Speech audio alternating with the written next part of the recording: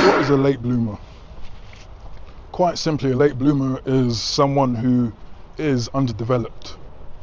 Now, obviously, there is no written rule on how quickly you're supposed to develop, right? But I think as human beings, especially when we go through the school system, we have a loose understanding of how we should develop. For example, when we're in year one, typically the term starts from September to July, and we hope to advance to the next year, to year two, right? So although there is no written rule, we have a sense of how our brain should develop and how we should grow in life. And so I think that most people will know if they are a late bloomer, without being tested or being observed. I think that the thumbnail, I love Pokemon, I'm not ashamed of that.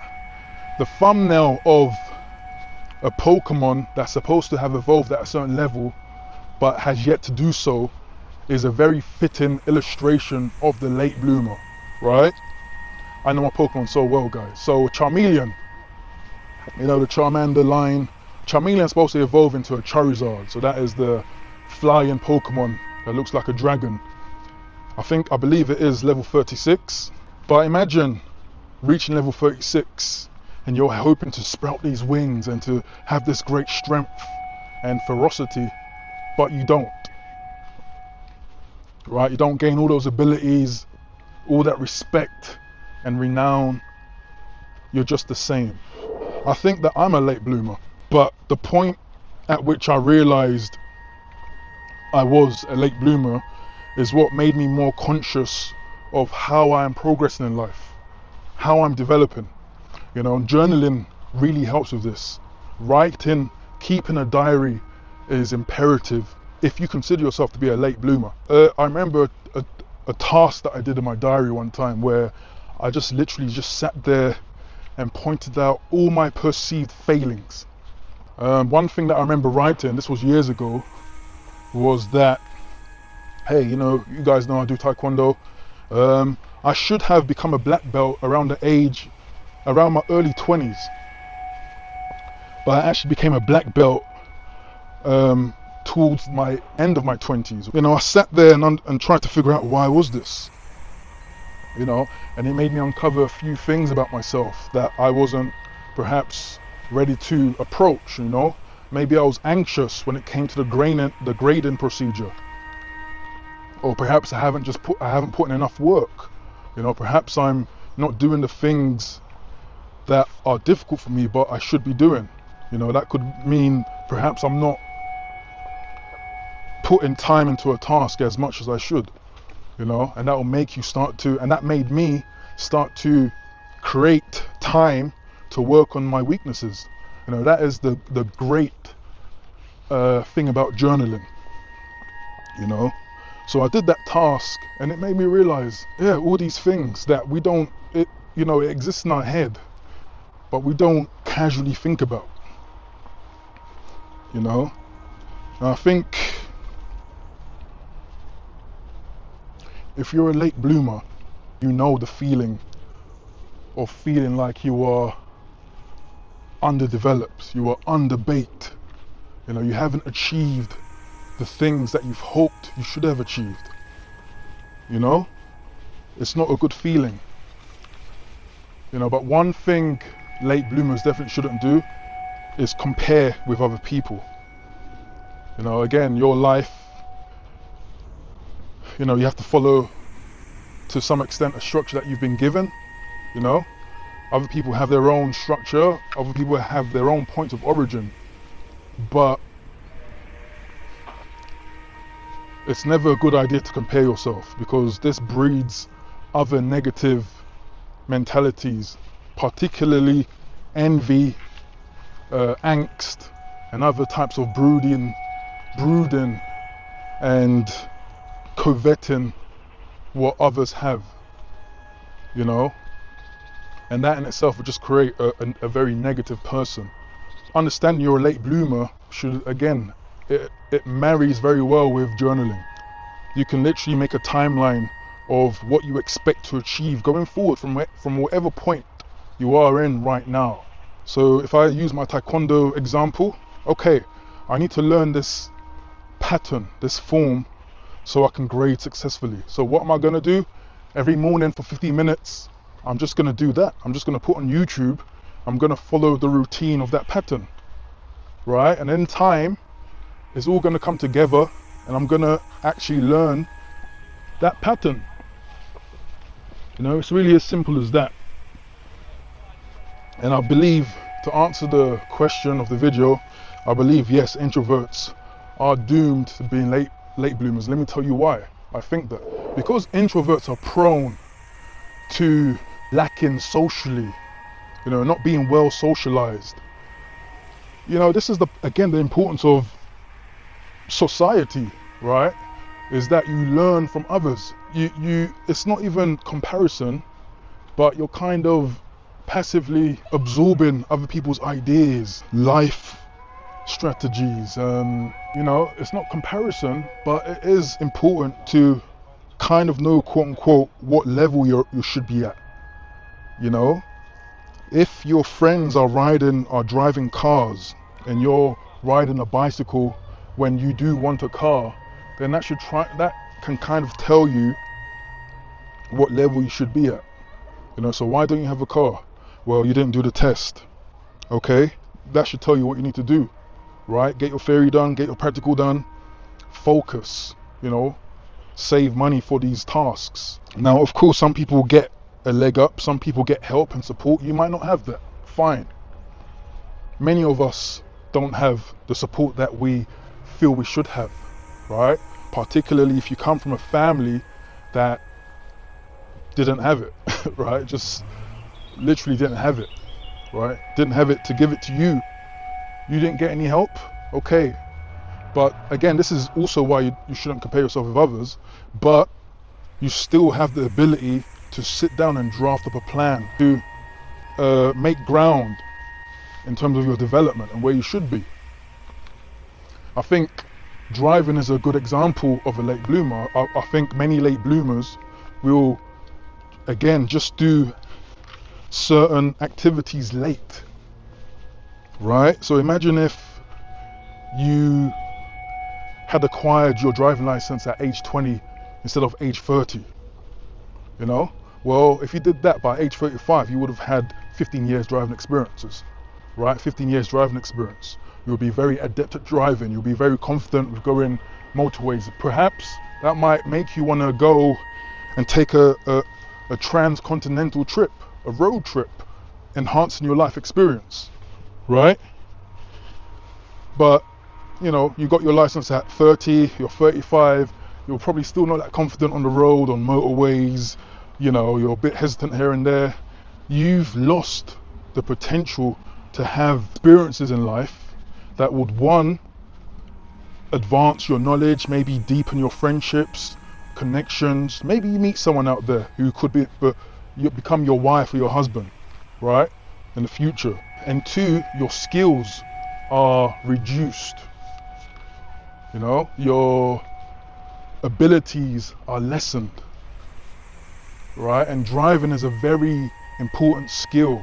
And I believe the older you get, the later you leave it, the more anxiety you have. Again, another taekwondo example. You know, I, as a trainer as well, when you see kids fighting in the ring, they are nervous, right?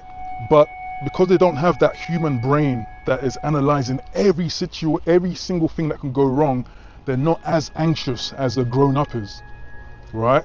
A grown-up, an adult who comes into the martial arts or fighting as an adult, they have so much doubt because of all the negative talk that exists in their head. They're very intelligent, right? So they're thinking of everything that can go wrong. A kid is not thinking about everything that can go wrong. Normally a kid is just nervous about being embarrassed, right? Or crying in front of people, stuff like that. So if that is the effect that adults have, in this example, to martial arts, then they're never going to want to do a martial art. And again, a martial art, learning how to defend yourself, self-defense, is again a crucial skill. And it's something that I always promote, because for me, martial arts have changed my mindset completely to the point where in some cases you're like an alien to other people. For example, my mindset to new goals or to accomplishing new things is always a positive one, because of the progression of the martial arts. I've been very privy and very accepting of taking up new tasks, new challenges, learning a new form, for example. My mindset now becomes open to learning, because I can see what effects it will have in my life. I will literally go up to the next level. Martial arts is a good example of development as well, because we have a grading system, right? From white belt to yellow belt, etc. Right? So when you see that, hey, and you remember the feeling of grading, right? You've overcome your fears. You have done the forms in front of judges, in front of your peers, and you've overcame your anxiety, your fears. You've done it anyway, and you've got your skill, you've got your grade. That has a massive positive effect on the brain, and especially going forward with other tasks in life. You have a very open-minded, positive, optimistic view of future problems. This is why when we're talking about black pill psychology, this is why a lot of it, to people who have experienced this, a lot of the black pill is just complete garbage. People who haven't experienced that ability to learn and to elevate one's life, when you don't experience that, you always will have a negative view on change and improving your life and evolving, learning, arguing, accepting constructive criticism. If throughout your life you've just never learnt, or never been appreciative of learning and advancing yourself, you will have this negative impression of life, negative impression on people, and this is really the domino effect, because again it will bleed into your personality, right? You have this negativity about you. People don't want to be around negative people. People who are progressive don't want to be around negative people. This could be why you might not have a lot of friends, because you're negative. And what do they say about the friends you keep? You are the fourth of the 3 friends you have, or something like that. That's true. If you are negative and you are not active in life, you don't want to do new things. It's like the people you surround yourself with have the same mentality. And then you need to ask yourself if that mentality has worked for you. If that psychology has given you what you wanted out of life. Are you content with life? Is it working? It's very important to have this type of review of one's life, because this will be the key to elevating, and most importantly, to the point, this will be the key to coming out of late bloomer prison, to advancing. And most of this is all psychology, man. It's all mentality. It really is. A lot of people use excuse, upbringing and genetics. Well, the thing is that no one has perfect genetics. No one has the perfect family upbringing. No one has the perfect point of origin, So everyone can literally use that excuse, Everyone can use that excuse. No one has it perfect in life, So, yeah, my mentality is key. And if you want an active solution, like I've been saying for years, you need to do a martial art. Get into martial arts. Don't be embarrassed that you have to go with the kiddies and you have to put on a white belt and you have to do basic stuff and you have to be taught how to do basic techniques. Don't be embarrassed by that. You need to understand the mission. It's either you want to be back on track, or you want to stay in your late bloomer prison. You want to feel like crap, when you're up against other people. You want to feel like you don't want to feel like you haven't achieved things in your life, right? And you know, again, all of these things, again, have a domino effect on everything in life, because when you start to feel down and negative and broody and kind of angst-ridden, that actually affects your hormones. You know, that's how deep it is. It affects your hormones. So, you know, negativity can lead into your body is releasing much more cortisol, right? The stress hormone. You know, so I don't know. A quick example that comes to mind could be that could probably lead to things like ED. You know, a lot of guys will suffer with ED, and a lot of that is psychological. You know, it's rarely that you are super unfit or you have some physical disability. It's usually psychological. You know, cortisol, stressed, depressed, anxious, nervous. That's the domino effect when you reject expansion, you know, learning, developing. And this is why it's late bloomer hell, and this is why journaling is key, right? Having that introspective understanding and the humility, you know, accepting that, yes, I'm a late bloomer. Yes, I have failed in things in life. You know, yes, I haven't kept to things, you know. Often people start things and don't finish things.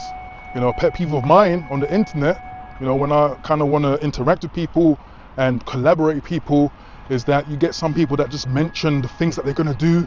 Oh, I'm going to do this, I'm going to do that, create this business, create this channel and stuff like that, talk about this, but then they never follow through. For me, I don't want to be around people that never follow through, you know, and not following through is the foundation of a late bloomer. Not completing tasks is probably why you're a late bloomer. And I'm not talking at you, I'm also talking about myself as well. I know very well how it feels to be a late bloomer. A lot of people in their 30s, for example, a lot of them still think that they are a kid, or they are quote unquote young, you know, or they are boys. And people that think like that, it manifests in the things that they do in life, you know. Maybe their dress sense, dressing like kids, you know, wearing what they wore when they were 16, doing the same habits that they're doing as a teen, you know, not being seen as mature. And something like that could affect perhaps your employment prospects. You know, you don't seem like a leader. You don't seem like you can command the respect of many different people, you know. So hey, it's very important. And I think, again, introverts are very prone to being late bloomers. Challenge yourself, be a bit more outgoing. Don't be, again, too assured of your way of thinking. You know, you're not always going to be right. Other people might have answers for you.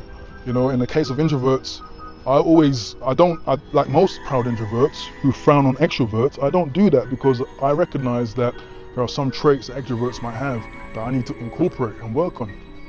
You know, extroverts are very good at being outgoing, so it's less likely for the typical extrovert to be a late bloomer. You know, again, being social.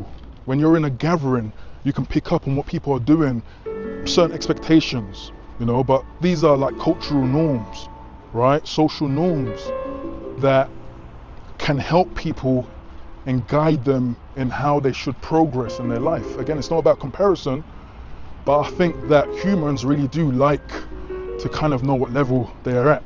But yeah, what do you guys think? You know, write down below, let me know your thoughts.